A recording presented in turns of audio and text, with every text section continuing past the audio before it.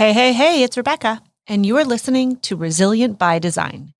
Today, I interview Mia Perez of Mia Perez Design. Wow, what a phenomenon, an incredible multi-passionate entrepreneur who started her career she went to school for design, but then she got a pilot for a TV show and she worked for Sarah Richardson. Oh my gosh, she shares it all. I had no idea how she started. I find it fascinating and I love hearing everyone's stories and how unique they are. And oh my goodness, here's what I love the most about Mia. She is just so generous with her knowledge and she's collaborative. And I just love that. I love that this podcast gives me the opportunity to interview like-minded women who are here to support each other and build each other up. And if you're listening to this podcast, you are probably also one of these women. So thank you for being a part of this community. I think it's really incredible what we are doing. We are transforming an industry. And I think it's the right time in the universe to be really paying attention to the power of helping each other versus competing with each other. All right. This episode's really great. Towards the end of the episode, Mia shares a new business idea that came out of the pandemic for her. And it's really exciting. So I hope you guys enjoy this episode with Mia Perez. All right. I'm Rebecca Hay, and I've built a successful interior design business by trial and error, podcasts, online courses, and so many freaking books. Over the last decade, I've grown from an insecure student to having false starts to careers, and now I'm finally in the place where I want to be. Throughout my journey, it's been pretty obvious that I'm passionate about business and helping other entrepreneurs do the same. Each week, I'll share tangible takeaways from my own experience and the experiences of other badass women to help you build your confidence and change your business. Are you looking to expand your network, gain momentum in your business, and be around your tribe of designers or decorators or architects? If you answered yes, then go check out the Collective Workspace. They offer a range of private office suites, flex workspaces, boardroom rentals, and many more perks, along with a trade-only design resource library. Oh, and did I mention a boutique gym? Their flagship space is located in the heart of Toronto. I am here right now in the Design District, with a second location opening up this fall in Mississauga. Go check them out at thecollectiveto.com or go on Instagram at The Collective Workspace, your tour, or take advantage of their free 3-day pass. Welcome, Mia, to the podcast. Thank you so much for having me. It's so lovely to be here with you and also to see your face. I know they can't see us, but I can see you. So it's really nice. Yeah, it's really nice to finally connect, quote unquote, in person. I feel like we've been messaging, DMing for what feels like years. Yeah. Wow. One day we'll actually meet in person. It'll be fantastic. But why don't love that? I'm really excited to have you on the podcast. I'd love for you to just, in your own words, introduce yourself to our audience. Amazing. Yes, my name is Mia Perez. I am a high-end residential designer based out of Toronto with clients all over North America, the Cayman Islands, and I'm also a host on HGTV and a dog mom. Those are my traits. I'm a designer. I've been a designer for, it feels like most of my life now. I started in the industry, just a little background about me. I started in the industry as an architect. I wanted to be just like my dad, who's a theme park architect. And I did 2 degrees in interior design and architecture, and then started working for Sarah Richardson and shot a pilot for HGTV completely separately. And then managed to dive into the TV world while I was becoming a designer and have just kind of juggled both. And I think, as women in this world, we know how to wear many hats. So it's just been a part of my career since day one. And in the last couple of years, I've lived in the Cayman Islands as a designer and just flew back and forth to film for HGTV. And now I'm based in Toronto, relaunched MPD, Mia Paris Design. I'm principal designer, and we have a wonderful, incredible team that we're growing and building every day. And yeah, I'm happy to be back in Canada. I missed Canada. I missed Toronto. And that's me in a nutshell. And, fresh off the plane from the Cayman Islands, I picked up my puppy Moose 30 minutes later. And ever since then, I've just been a Toronto-based dog mom. That's my real profession. Oh, I have a pup too. I get it. Although he's now at the bottom of the totem pole because I have children. So Yes. He was like our number one, and now he's, sorry to say it, he's number three. Number three, yeah. And they're always puppies, aren't they? Oh my God, yes. Okay, hold on. I did not know all of these things about you. I don't know how I did it. So I want to just take it back a moment. I didn't know, first of all, that you worked at Sarah Richardson Design.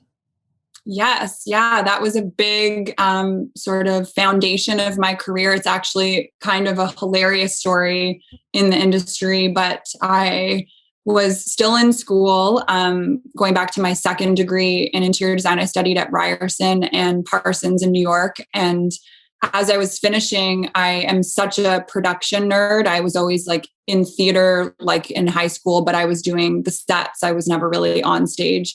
And I was doing production for a TV show as an intern, and they offered me my own show. And it was wonderful and crazy. And I was in my early 20s, and I went to my professor at the time and I asked her advice. I said, I'm almost graduated my second degree in interior design. What do you think I should do? And her name is Professor Vogel. I'll never forget her, Ryerson. She was like, well, you're asking me advice. So I think, you came to the source, and I'm going to tell you to finish school. Like, if that opportunity is there for you when you leave, it will still be there. And to me, I was like, potentially I'm letting this opportunity go. So I finished my degree, I graduated, and I thought, what was my dream job in the design world? And it was to work for Sarah Richardson. And there was no one else. I didn't apply anywhere else.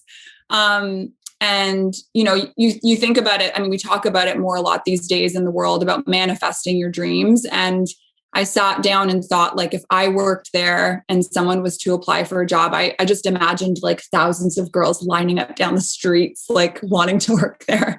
And so I reached out to one of her senior designers. She has like an incredible team that have been so loyal to her over the years. And I reached out to one of the seniors, wrote them a love letter, just gushing and, super excited to be starting out in the industry and thinking this was the best place to be, to learn, to grow. And, all these years later, that senior told me her husband read the letter and was like, you need to hire this girl. And I started working there. And 4 months later, my pilot, after graduating from school, we shot a pilot for HGTV. And 4 months later, my pilot was picked up, and I had just started with Sarah and had the most nerve-wracking meeting with her ever. Had to walk into her office and tell her that I had a show on HGTV, and it was something, an opportunity I just didn't want to pass up, but I also really didn't want to leave. And I was scared her reaction was going to be negative. And I was so happily surprised. She was so supportive as a woman in this industry. And I was really young, and she had like great advice for me. Even when it came to like my contracts, which is something I want to talk to you about. But she was like such a great mentor, and she wanted me to do both. So I ended up for many years doing 10 months on, 10 months off as a designer. It was hard to do both when I was filming. But then I would come back, as a junior and work my way up as an intermediate, as a senior. And I stayed there for a couple of years. And then I transitioned to the Cayman Islands and flew back and forth for HGTV. So that was kind of my starting point with Sarah. Wow. Okay. Like, I'm so in awe of you already right now, because my dream was to work for Sarah Richardson. I know. It's pretty great. Like, she was at the time when I was in design school or pre-design school, right? Like, it was like Design Inc. Like, her show, she was awesome. I loved her style, loved her personality. like, she is going to be my best friend. But I never had the balls to apply to work with her. So I think that's fantastic. I love that. I've heard similar stories of how supportive she's been to, female entrepreneurs, and she's a multi-passionate entrepreneur as you are, which we'll get into in a little bit as well. So, okay, this is insane. People are like, oh, we'll just shoot a pilot. I got my dream job. Oh, I got the show. Like, hello, girl, you're living the dream. How did you end up in the Cayman Islands, though? Yeah, I mean, a crazy work opportunity came up for my partner at the time. And I was starting my own firm in Toronto. So I just left Sarah to go out on my own. I mean, a lot of us there had such great training and education. And I had, with the show, been given so many incredible opportunities to meet new clients. And once I felt like I had the right level of experience, I was sort of ready to fly the nest. And she was so supportive. Same with Tommy as well, Tommy Smythe. And my partner at the time was offered a job in the Cayman Islands. We scouted it out, and it ended up being just almost better than you can imagine. I was picturing like moving to the Bahamas, never being able to get my nails done, and like there's one orange in the grocery store. I just thought it was, but I mean, it's such an incredible island, grouping of islands, and it's so established, and it's really geared at like high-end luxury living. And so a level of development there alone is like astounding. It's really focused on like millionaire investments, a lot of new builds, a lot of people moving down there from Canada, actually, to start their families and their lives and incredible careers. And it's obviously, we live in such a global world, and this is pre-pandemic, but for them, their way of living was just to travel back and forth to Miami, throughout the world. Like, it was kind of a dream scenario. And I moved there and ended up working for a company called Design Studio Interiors, run by a husband and wife team that are actually Canadians. The wife is Caymanian Canadian. And it was wonderful. They were just very similar to Sarah, super supportive of all of the hats I wore. They loved when I flew back and forth to film for HGTV. I promoted, their company on my social media. And I would say, my time and experience down there, those people are my family. They just really supported me, my design career. And I, looking back now as we do, I feel like I learned so much. Like, it was so invaluable to me as a designer. And, it's a totally different landscape of design down there. We're sourcing a lot from the US and internationally, because we're shipping everything in. And, the lay of the land in terms of design is pretty exciting and enticing. It's just also, you have to have an enormous amount of patience.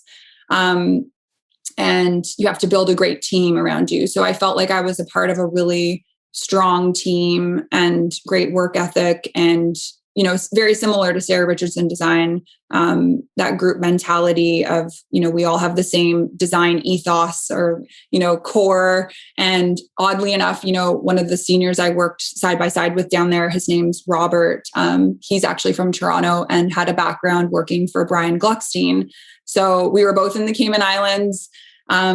He's in his, I'm going to say he's in his 40s, but he's really established in the design world and had a really great career in Canada. And, he just wanted a simpler life. He loved diving. And, since being down there has his dive master's degree, and we really connected. And I think that time down there, I'm hoping he'll move back and we'll collaborate, because that's another thing I realized is our design world, even with your podcast, with so many realms that we all connect as designers. And I think it's really special that wherever you worked previously, whoever you speak to, it doesn't even have to be in person. It can be on Zoom. It can be listening to another person's podcast. It could be a DM on Instagram, but other designers are incredibly supportive of one another.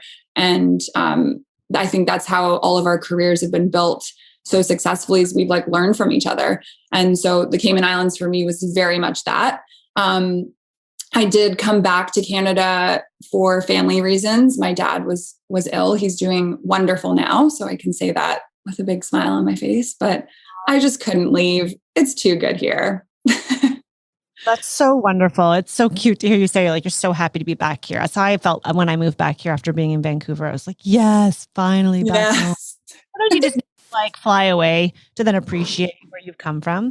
That is an incredible experience. Oh God, I feel like we could have an entire episode just dedicated to that experience, but we won't because today we have things we want to talk about.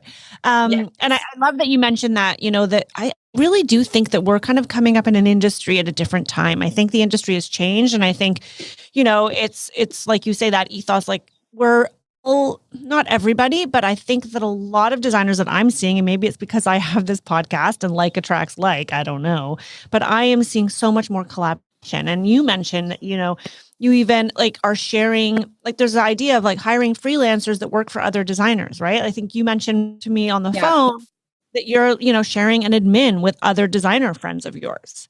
And I don't know. I think it's such a great, way of being open and sharing. It's not that old method of, like holding your cards so close. Don't share. I'm not gonna, I don't want my administrative person. She has the time, but if she works for you, what does that mean? Is she going to share my secrets, or are you going to steal her from me? Like it's not like as much. And I think it's really wonderful. Yeah. And it's funny. My mom is like an arts and events planner and director. I mean, she's retired now, but her job and role in life was to connect people. And she was just out in the world connecting like-minded artists and singers and performers. And when I went to design school, I felt such a different vibe. I felt like everyone was very secretive and didn't want to share what programs they were using and what mistakes they made. And everyone was afraid to fail. And it was, you know, the real world is really the opposite of that. It's quite enriching to learn from your own mistakes. But imagine if we could all share our mistakes and learn from each other.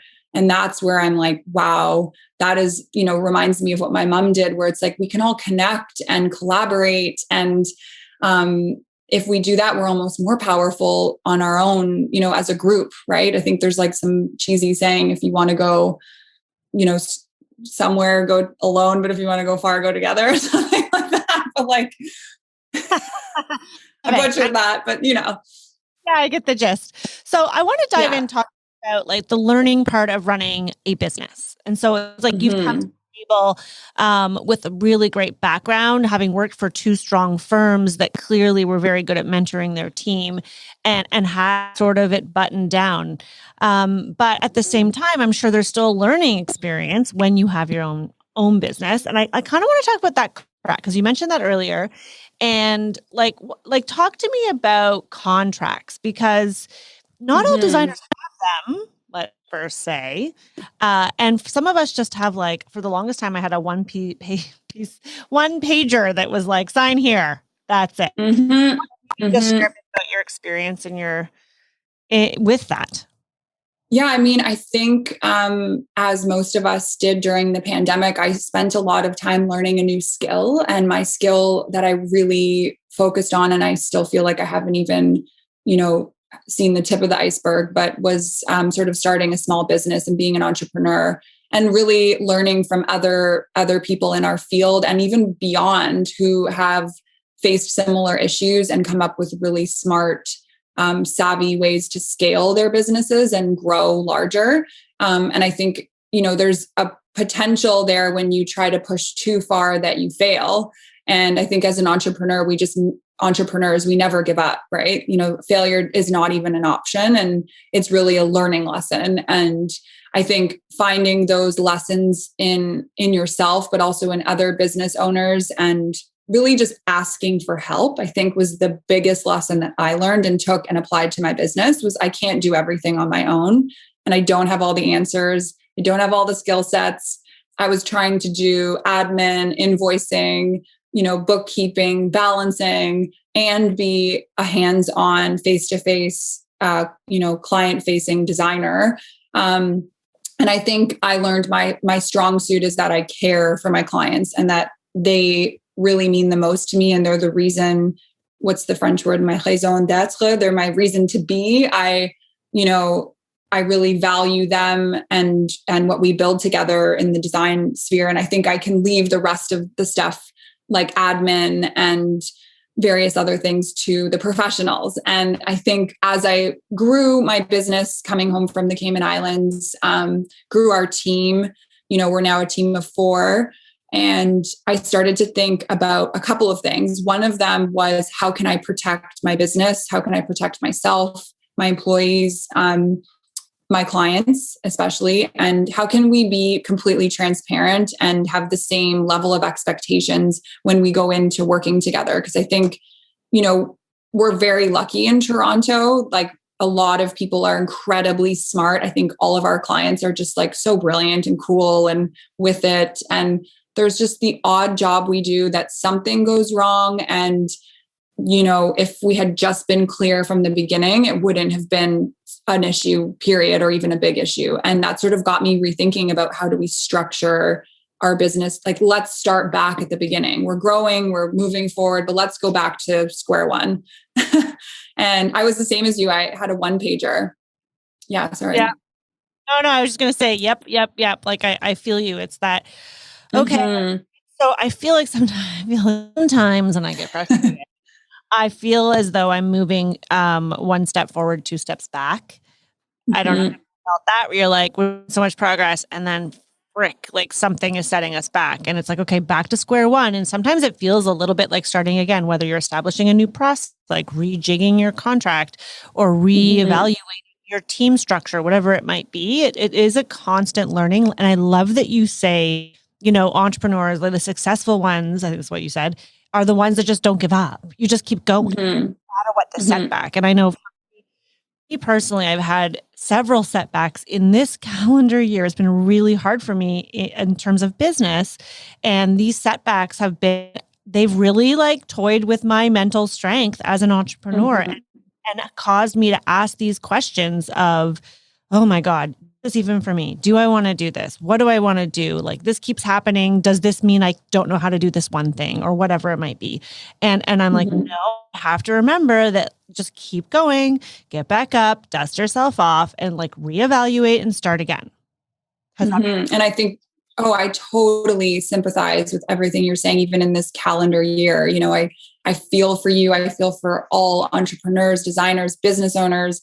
And now is when we need each other more than ever. Like, I think we need to talk about these challenges we're facing and new issues. I mean, cough, cough, like timelines and deliveries and like, various other things that are just like staples now in our industry. And, voicing that as the new normal, I think is important. And also, like you said, like taking 1 step forward, I think sometimes it's almost like 20 steps backwards. Like, it sometimes can feel, it's like actually starting over. I know, it's so dramatic, but it feels that way sometimes. It feels like, oh my God, I feel like everything was for naught. Yeah, exactly. And then I'm always like, okay, so we're facing something, like maybe you had a bad day, but the next day is like a new opportunity to start over and, come up with a solution. And I don't always think I have the best solution or the only solution. And I love input from others. And I think what I've gained as in terms of like insight the last couple of years is like professionals, we did reach out through our accountant to another designer. We did sort of adopt a Kimberly Selden contract. We had a team of lawyers look it over, rejig it. And we invested in our business and our company in order to protect us and our clients and our employees. And, it kind of started originally when I was interviewing a couple girls to work with me was, what did they want to gain out of working for another designer? Like, what are their goals and what can we like almost put down on paper as like, let's be very clear about what you're hoping to gain from this process. And I think the same thing applies with our clients, with our interactions with vendors, contractors, I think it's good to be honest and like authentic and transparent about what you're hoping for. And that can all be put into a contract. And I think having that maybe annually revising it or just tweaking it, I think it's something that if you had from the beginning of your business, you wouldn't even realize how valuable it is. Like I was very similar to you. I had a 1-page, like, we're buddies, let's work together. But also like, here's how we operate. We share X in discounts. We charge X amount. And, here's what to expect for a full renovation. And here's what to expect for a furniture package. But that was it. Like no other details. And I think now protecting liability, I wish it was something that they taught us in design school or taught us in high school. If that was like a business, or if you wanted to become an entrepreneur, like teach us how to do our taxes, teach us how to write a contract and then have a lawyer look at it. Like how great would that be? But here we are learning from each other. Design school, unfortunately, I think prepares you only for working at a big firm, which is lovely if that's what you want to do. But I think the majority of people going into design have every intention of just kind of doing their own thing. And so you're not really set up for that. 100%. I mean, I love hearing you say that about, the contract liability and protecting I think that's interesting. So do you have a Mia Paris design contract for any designers that are on your team that's like unique to you? That's so, I've never heard anyone talk about that before. Yeah. I mean, I think when I worked for other designers, there was maybe an unspoken rule about like sharing content that you worked on while you were with the team. And I have some juniors now working for me that like one of my questions when I hired them was like, how invested do you want to be? Or do you want to grow your social media? Do you want to put this on your website when you leave? Like in order, I had the same issues when I left. I had been working for other designers and it needed to be very clear, like what you can and can't share. And even writing that down, if that's something that matters to you, we're all different. We all have different ownership and feelings towards, people that work for your design company sharing your work. But in my perspective, I want my team to feel invested and I want them to use the projects and put them out there and just tag me in it. Like that's my rule is, just acknowledge your time with us and, but also take ownership for it, because I think the more invested our employees are, the better the work. And that's what makes a great designer, is someone who is, really loves what they're doing and their clients. And I want someone who's just starting out to get a taste of that. Even if that's something they want to go start their own business, that's incredible. Like I applaud that and I encourage that, just like I was, treated the same in my career. But so having that written down, I think is really important. And, that can extend everything. I've signed contracts about trade secrets, like let's not share which is also kind of cool because then we're in this like design club where it's, we've got some cool secrets up our sleeves. And I think that's what clients value, is that we do have these connections, and you don't want an employee to work for you and then move on and tell the internet everything that you do to run your business. It should be, an unspoken rule, but sometimes it just needs to be said, I think. And I haven't encountered any issues with that, but yeah. I think that's really interesting. I mean, the trade secrets thing, it's like so true. It's like, as much as you want to collaborate and you want to share with your colleagues, like, oh, use this vendor, there's also that amount of shit. Like I've taken me like I've been in the industry for 12 or 13 years. I've developed these relationships. I've worked really hard to find these people, put them on a silver platter. And I obviously that other person have the relationship. It's such a funny little balance. So interesting. I think it's an interesting. But then, in our world, like, if you were to send me a message, hey, I'm looking for a painter, or I need, someone who's really good at wallpaper, I would happily send you like all my 10 guys that I call, please, show up tomorrow. And I would want you to benefit from those relationships as well. Like, I think that's what's nice about our inner circle. I think it's different, sharing that with clients or sharing that with the public. I think it's nice that is what our business is, and protecting that. And I think having, going back to contracts, I think having that, written down in some form. I mean, you don't want to be like so undesirable to work for that it's like, I think that's why it's nice to have in there things that your employees, that your clients want to see, like that you're protecting the project, that you're protecting your work with them. That essentially it's a safe work environment, that it's encouraging, that it's, the liabilities are in the right places, that, structurally, with permits, all of those things are being put in place by the right people.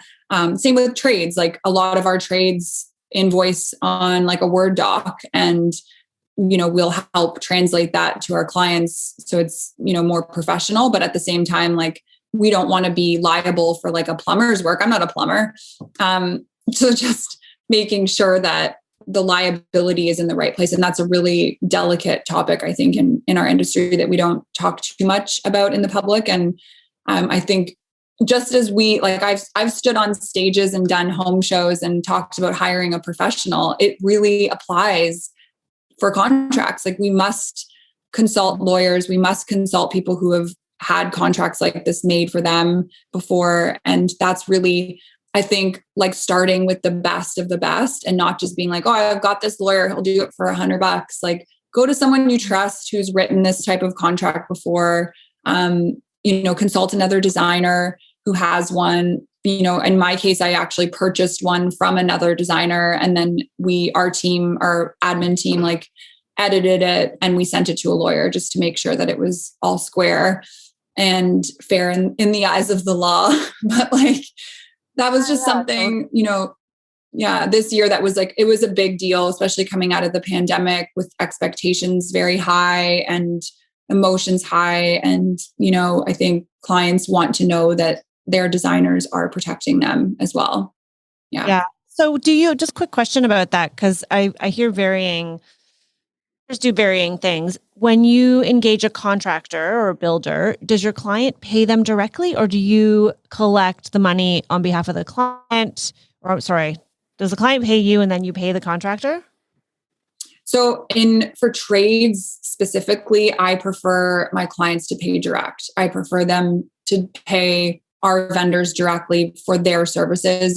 When you're doing like a new build and there's staircases and millwork and plumbing and flooring, and I prefer clients to pay our trades directly, just in terms of liability. Another issue again, also product, like accountability. Right. Like I generally, if we're doing appliances, we'll always try to pass on the appliance package direct and make sure the warranties are there. Things that are to the client obviously would then need to purchase direct. So the warranties are directly in their name and not in Mia Paris Design's name. Like I don't want to need to go over to someone's house and fix their fridge in 2 years from now. And like things like that. I think it's safer, better, more transparent, just passing on the vendor invoices directly. Yeah. Yeah. I mean, we do that too. I mean, there are different ways of doing it. I know some people say, oh, you're leaving money on the table, but the liability, though we are all still liable, like it gets a little bit tricky. Like we're still the ones, I don't want to get into that so the heavy discussion, but that's what we've been doing. Yeah. On a small project, I might just like invoice the client for the painter or something, but on a bigger project, absolutely. Yeah, absolutely. Absolutely. Yeah. Yeah.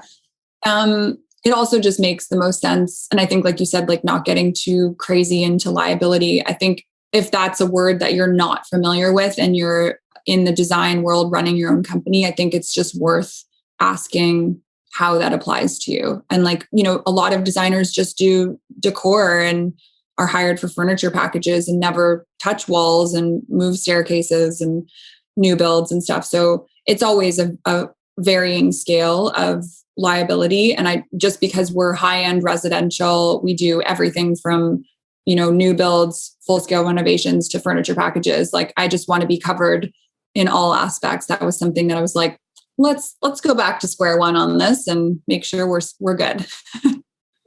Totally. And it's so interesting. Actually, I was having this conversation last night with my husband about the design industry and about what we do as interior designers. And I was saying, we're kind of like this hybrid model because yes, we're a service business, but we're also Mhm. reselling products, many of us, right? Full service firms tend to resell products the way that a retailer would do.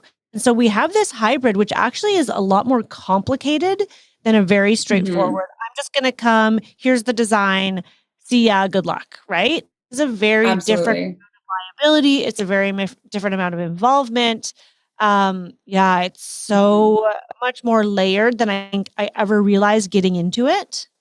Yes. Um, And again, scaling, right? Like once you start to get into these huge projects and making sure you have like the right management team, like I have one senior designer who also can project manage if I'm not available. Um, and I think having the right team behind you, the right admin, just to cover all your bases with that stuff. Cause like you said, it becomes almost a business within a business, selling products and making sure that, your client's still happy with the design aesthetic as well as the install, and kind of it goes on and on from there. Mhm. yeah, that's one of the things that I've always struggled with like building the team and understanding, who goes there is the purchasing is such a big job when we're doing big projects. There's a lot of small items. There's a lot of detail. And so that's something that this year we were like, really, when we get busy, I really need to have or hire a purchaser, someone who is just Mhm. dedicated, is not the one doing the books and doing the admin, because that is such a big part of what we do. But then also, having designers who can project manage, to your point, like, do you project manage? Are you the one always on site troubleshooting with the trades right now, or do you have somebody else doing that? Generally, I like that side of design. I have a background in architecture. I like problem solving. I also think, especially with client involvement, that for our purposes, they did hire me to do the job, and I do think having a great team behind me is also something they value and covet in our business. But I think being there and being involved in those decisions, I've actually this year, I couldn't tell you how many times contractors have said, and even electricians are like, they're just so happy to see a face, that actually can problem solve and give answers. Cause I think a lot of the times when you have employees, they're given a lot of, I know in my case, in my past, you were given a lot of responsibility and not a lot of authority. And I do try to give that to my senior, who also helps project manage, just so that they have room to make decisions and move projects forward. But for the most part, I like to be there, which also means I need a team behind me to free up that availability in my schedule to be on site as much as possible. Yeah, that's the thing with being on site, is that the person who's on site is not able to, in real time, update the drawings or check on that thing, or can you follow up vendor? And I think that's really, like, you've really hit the nail on the head there, is that person who's present and on site. I think I used to do this. I used to have this like team where there was like so much responsibility, but they didn't really have the authority to make a decision. So now that I look back on it, Mhm. they're kind of hand-tied. It's like I'm expecting them to make the decision, but I don't. But they were afraid to make the decision because then I might say like, no, that's not what I would do, because the reality was I had so much more experience. So And I think my mentors, I'm sure you feel the same way, like even just being in the industry, that I want to bring girls along to those things too. And our team, I say girls because I actually only have girls currently working for me right now, women. But I want to bring my women along with me so they can experience those things, because you just learn by doing, really. And being a part, like every job is completely different. It doesn't even matter if it's the same style of house. It's always, there's different issues. And I think I've realized my role as a business owner is also to be a mentor and to help, pass the baton to new generations of designers, and make sure, like, that's what I valued so much at Sarah Richardson, their seniors, working with them, with Tommy. I worked with some really incredible people. Same with Design Studio Interiors. Like we had to wear all the hats. We actually had to go to site, go back and edit the drawings, and purchase and receive and unpack crates and containers. And it's just like, then you realize, wait a minute, I could do this as a business, but I also can't do it all. And again, that's when your team really comes into play, for sure. Yeah, it's so true. I know a lot of designers listening are constantly asking, like, should I hire? When do I hire? What do I hire? Who do I hire? Like all those questions. And I think Mhm. it's so interesting. It's important that we have this conversation so that designers can see like there isn't really one size fits all, but there's so much power, like you say, in mentoring and bringing those people around with you. Even though sometimes I know when you're starting out as a baby designer, don't want to have to pay, like when you're really tight and you're working on budget projects, you don't want to have to pay for someone to be there with you. You want to maximize your dollar. Because I know this because Mhm. I felt at the beginning. I didn't want to bring someone to site because that would just seem like we were just double the people when that person would be back at the office. But it actually did me a disservice because then as a result, those junior designers weren't really learning how to manage the job site. And then when I got to the point where it was too much for me to handle, I would send those designers intermediates to the job site. Like these are some of my mistakes that I've now in hindsight. Mhm. And Mhm. then I wouldn't be happy with the outcome, or they would feel, like it was too much and they couldn't handle it, or the contractor wouldn't really listen to them, or whatever it might be, because I didn't actually give them that learning. I was trying to go a little fast. I put the cart before the horse, I think, where I was like, okay, this is great. You can take the project. So then I can focus on, because we had so many projects. And I've realized Mhm. I have to slow it down. And just brought on a senior designer, and he in my business. Yes. Yes. Which is going to be very wonderful at the same time. I realize even though he's senior, I need to go take him to site with me, and I've got to go back to site so that he can see how I problem solve and how I work with aides. But it's so much value. And I love hearing you talk, Mia, because it's so interesting. I've also interviewed, and I'm friends with Tiffany, Lee, who also worked at Mhm. Service and Design. And you guys both have like such a similar perspective, which is so Mhm. amazing to see. It shows the power of, experience working in a design firm that really values its people and mentors them. It's Mhm. very rare, I think. I think it's wonderful. It's really cool. Absolutely. And it's really great. I love Tiff and I worked with her. We actually had some nice crossover years. And moving back to Canada, I was really like in awe and inspired by what she was doing. And I learned a lot from just listening to her talk on podcasts, even just reaching out to her directly. She's been just so wonderful and such a great person and friend. And, I think it's like a good benchmark, to have that type of experience in the industry and to learn from other designers and other firms. And then, I know I've heard her talk about this and I'm exactly the same, but I'm always trying to educate myself and always investing in that side of my business, whether it's the Kimberly Seldon side or learning more tools on social media or connecting with individuals who just have like different skill sets than me. And that sort of also ties into like this new business that I've started. But it's just really wonderful when you open yourself up to being like, these are my passions. This is what I love to do, but here's what I don't have, super strong skills in. And then there's always, if you say that out loud, you'll connect with people who like are good at those things and will shine in their own way. And I think that's like really powerful in a team. And I have heard her say this, I think it was on your podcast, but because of course I'm listening, but working in a team, like, yeah, it was so good. It was like, I remember being in the office at Sarah Richardson and it was so much fun collaborating and talking about designs and fabric scheming and material scheming. And when I started my own business, I was so lonely. I missed my friends and my collaborators. And I just really think it takes a collective, it takes a community to build a project. And there are even better, stronger projects because you involve other designers and other team members that have different skill sets.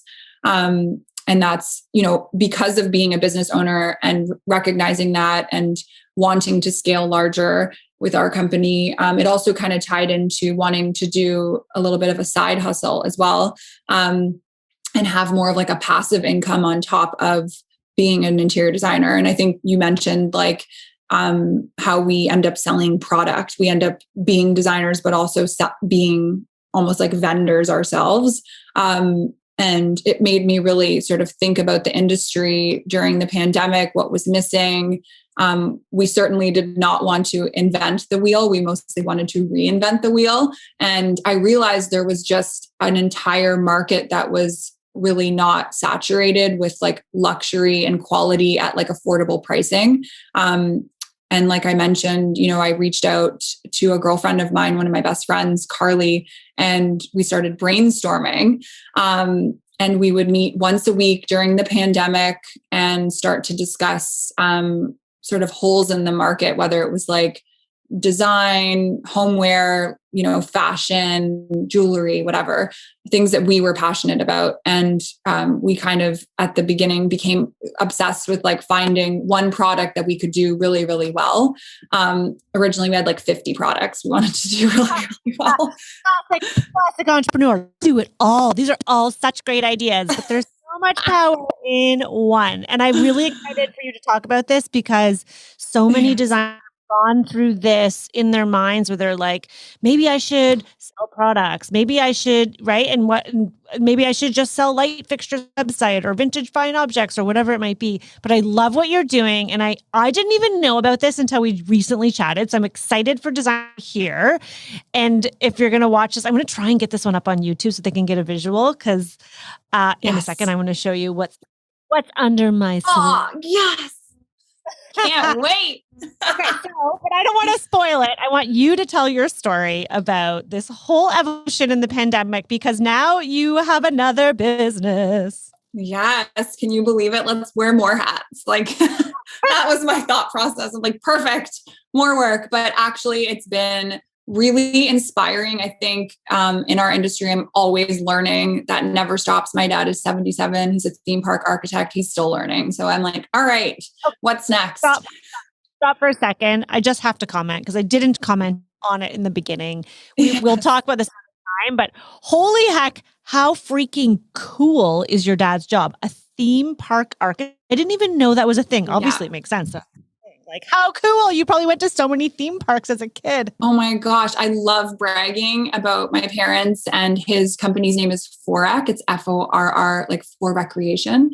And they do theme parks all over the world. They're worth checking out. Even if you're in the design world looking for experience, they have a whole design side and team, interior designers, obviously, as well. And their work is so inspiring. And it's really, I grew up around seeing illustrators, like hand drafters, like on drafting tables and like, eating my little lunch, like watching people put together these like $1 billion, sometimes like enterprises, whether it's in Dubai and China, they've done like Euro Disney, crazy, like Hot Wheels theme park was their latest endeavor. They've done the world's biggest ship in Dubai. They've done, it's just, the list goes on, but he is so inspired every day. And he always, he's learned a lot of skills himself along the way, like even public speaking and things that he wasn't naturally comfortable with. And I just think he's the most inspiring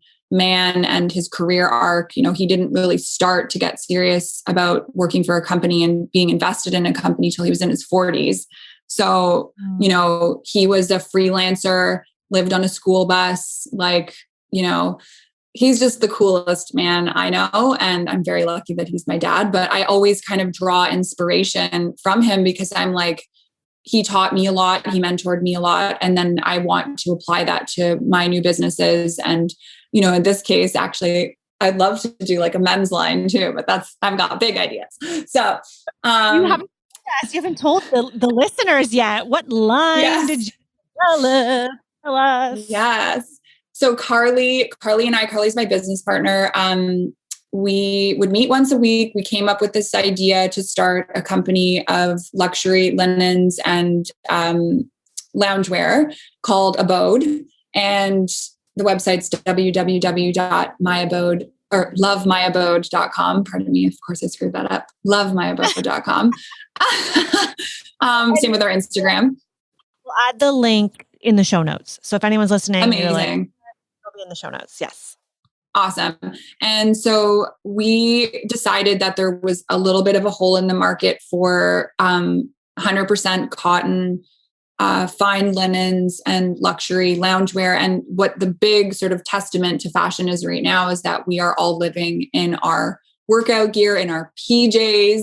And I was like, well, I want to be on my Zoom meetings, like right out of bed. So like, quite honestly with you, I got up this morning, I showered and I changed out of one pair of PJs and into the other. And we do 100% cotton bed linens and 100% cotton PJ loungewear products. And we've started with a trio of colors. So we have camel, midnight, and snow is our winter launch. And they all sort of have this really pretty classic detail trim.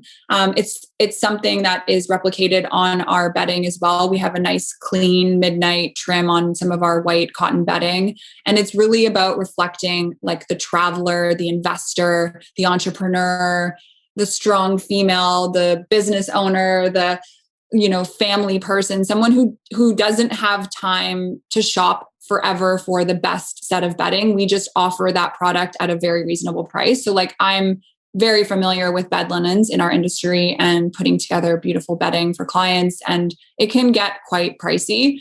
And I do think it's an investment, but I also think it's something that you can have repeat customers on. So that was one of our big sort of target demographics was we want people to really fall in love with the product. So it needs to be quality. And then we want them to repurchase and we want them to not only want it for themselves, but for others.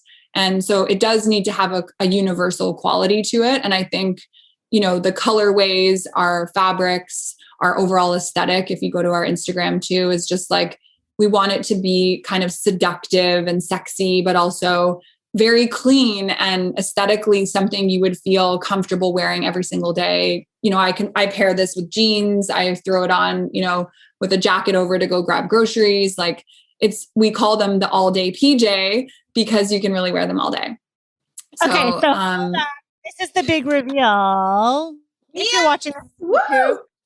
Okay. So I feel like I love it. I'm wearing the mid. Come on out.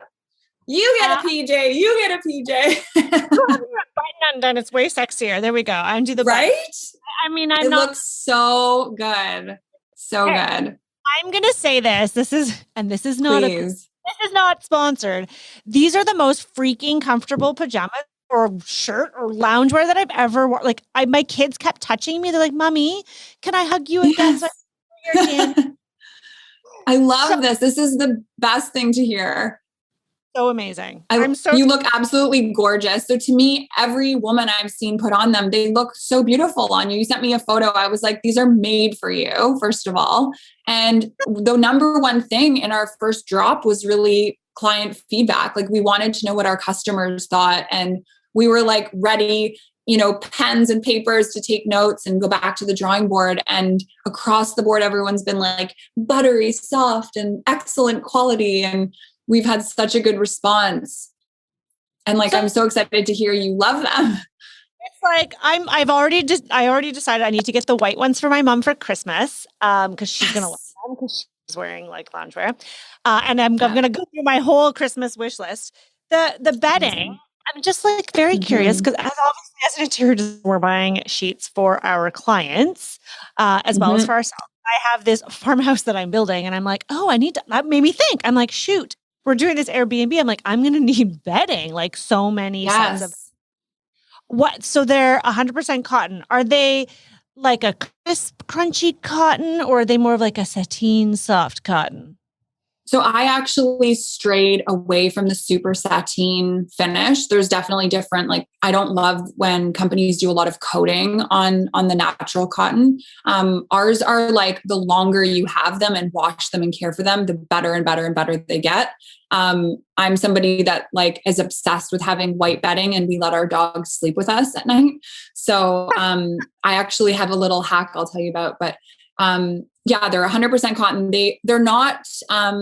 They're not super lightweight. They're very dense and rich and luxurious. So when you touch them and feel them, it's not like a weighted blanket, but it's almost like having a really, almost like you're in a hotel. You feel really, and I want to say a 5-star hotel, because this isn't a 3-star hotel, 3.5 star. We're talking when you're in a hotel and you're like, what is this bedding? Like that's the type of bedding that we've recreated essentially. And it's taken a lot of trial and error with different vendors and suppliers. And I think that was the highlight of the design side of it was Carly and I had a lot of involvement, even in like the length of the arms on the PJs and the pants, because I have very long legs.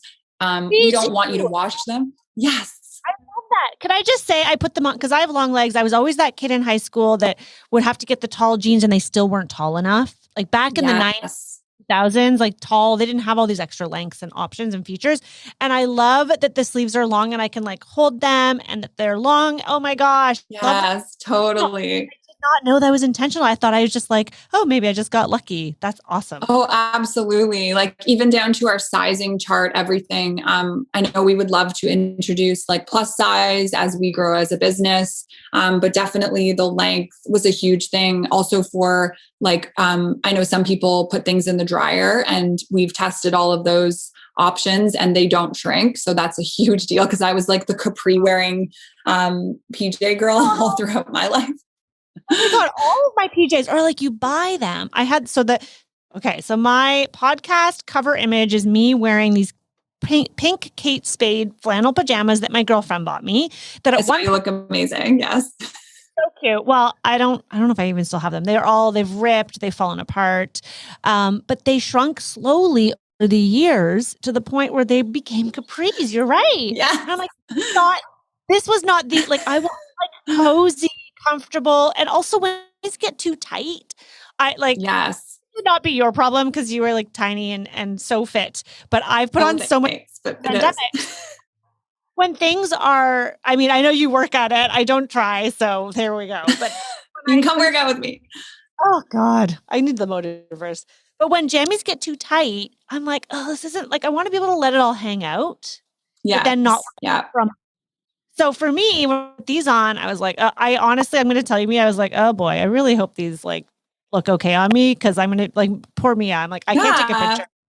I'm going to tell her. Of course.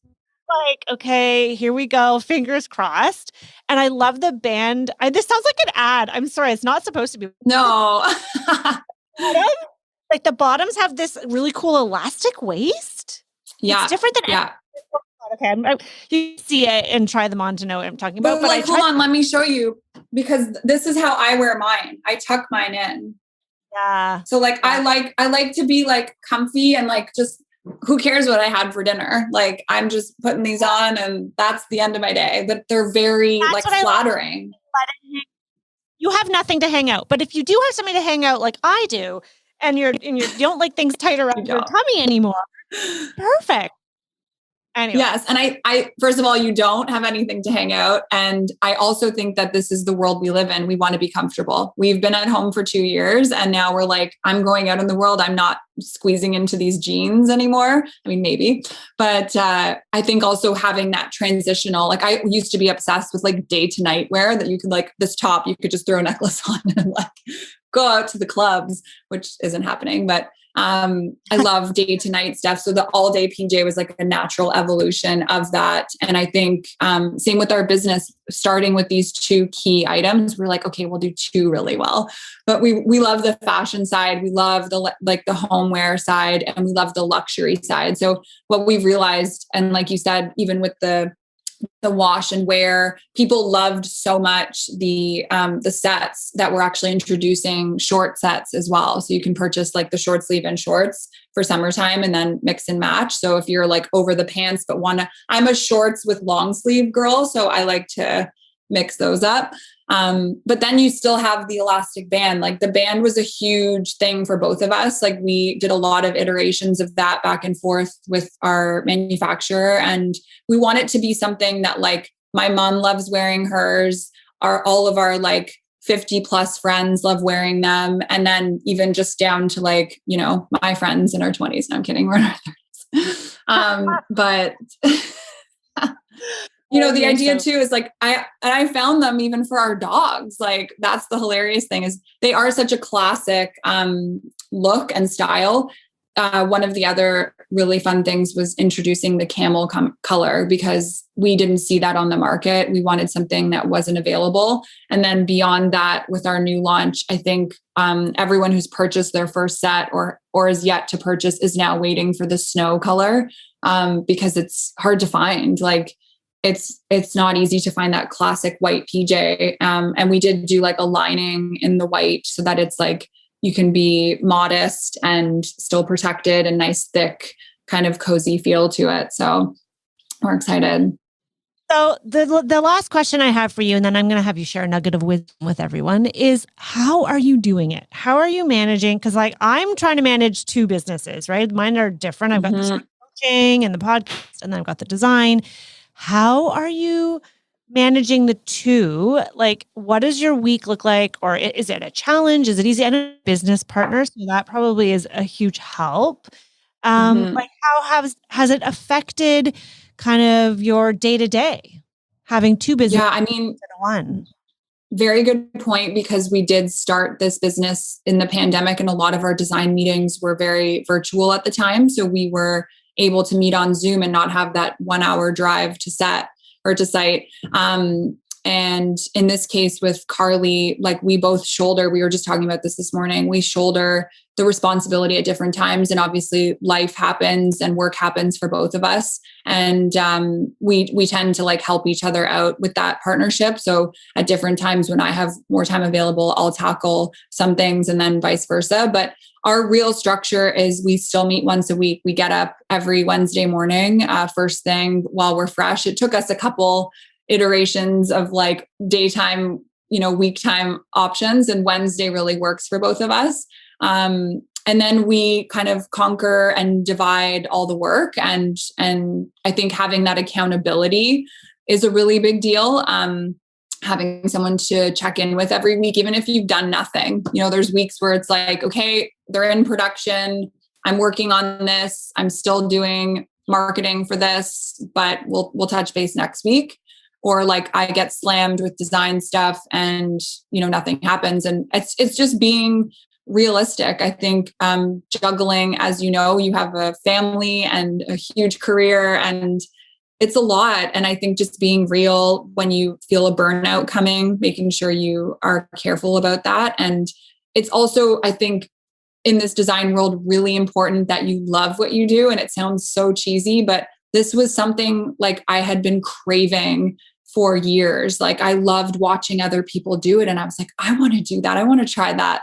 And I will say it's not for the faint of heart, but doing it with a business partner and someone who has a different set of skills is really rewarding, because we're both learning a lot every single day and new challenges and overcoming them. But having someone to talk to about these things and work through with someone else is really great. And I think it brings us closer, makes our business stronger.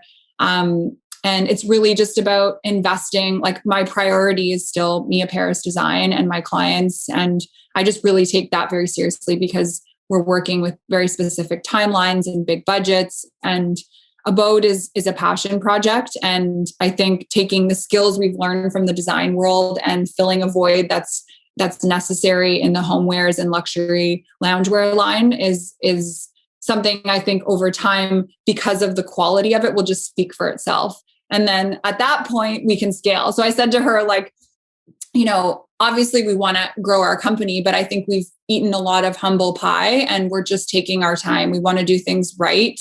And over the next couple of years, we set ourselves, like we had an annual goal for the first year. And I really wanted that first year to be, this is actually a great point for other entrepreneurs. I really wanted to be in a fulfillment center. I didn't want everything to come to my house and be shipping direct.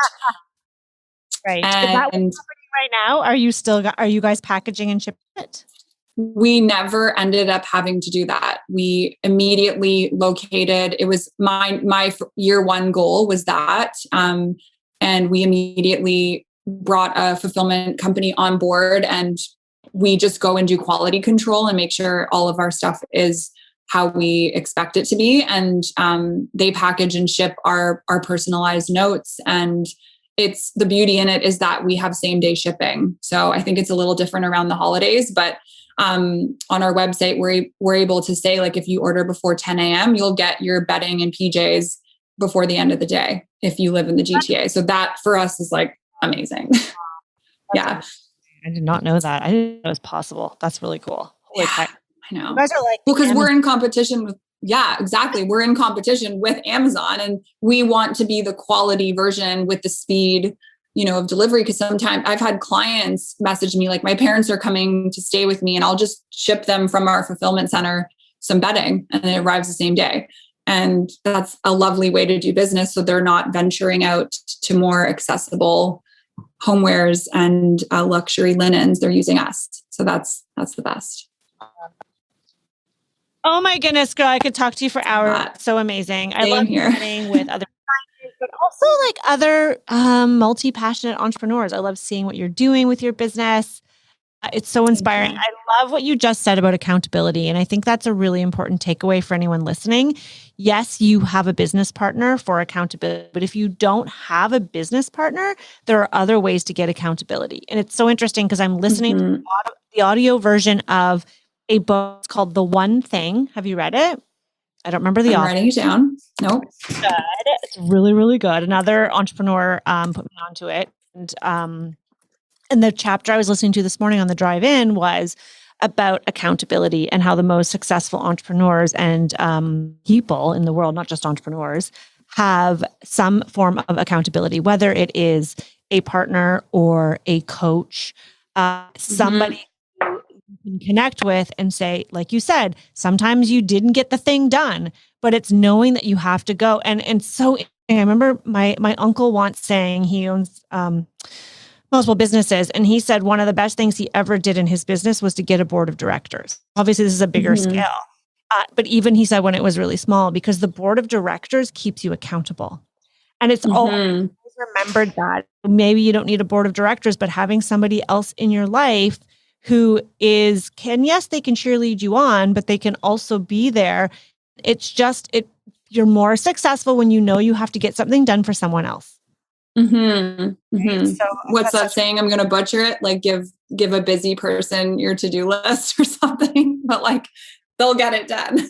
And you know what? We have a hard time holding ourselves accountable, right? Like as women especially, but even just as humans. So I love that you said that. Okay. What's your last nugget of wisdom before we sign off today? Well, I'm going to take a thread off of that actually, because I actually believe all of us entrepreneurs are artists, and I don't think we should be afraid to just put pen to paper. Like, just get started. If it's something you're passionate about, something you want to do, don't be afraid of failure. I am a recovering perfectionist. Just get it out there, get the idea out there, start dreaming, start manifesting. I promise you, if you put intention behind these dreams and you just really treat yourself like an artist, you're going to create such beautiful things. And I think that's what this world really needs right now, is more design entrepreneurs who are inspired and really just putting themselves out there. Just be human, be yourself, collaborate, get out there, create, and don't be afraid. I love that. Progress over perfection, right? All day long. All day long. Oh my gosh, Mia, thank you so much for being on the podcast today. Before we sign off, can you please let everyone listening all the places they can find and follow you? Yes, absolutely. So also thank you very, very, very much for having me and for twinning with me today in our PJs. You look so beautiful. And I love listening to your podcast. Thank you. It's been an absolute joy. Let's take a picture. You look so much cuter, but I'm going to take it anyway. You look so cute. And I love the toque. It's very appropriate. I know. It snowed this morning. Hello. I know. Okay, so just in time for the snow. Well, oh no, it didn't take more time. I swear. I know how to use an iPhone, I swear. So cute. And just in time for our launch of our snow collection of our PJs, which is exciting. So you can find me at Instagram at Mia Paris Design. It's PARRES. Everyone always gets that mixed up, but Mia Paris Design. Our website is www.miaparisdesign.com. And Abode is lovemyabode.com and lovemyabode on Instagram. And those seem to be our best ways to connect with people these days. And I can't wait to see all of you guys in our PJs one day. Amazing. And I really hope that you do a photo shoot in the snow pajamas in the snow. If you haven't, I like this. My marketing brain is like tick, tick, tick, tick. Oh, you need to get some snow first, but we got to get you some snow PJs too. I'll task you with the marketing of the snow photo shoot. Whoa. If I'm going north to ski country in Ontario this winter, there might be some. Totally. Oh my gosh. Any opportunity. Yeah. Thank you. Thank you for having me. All right.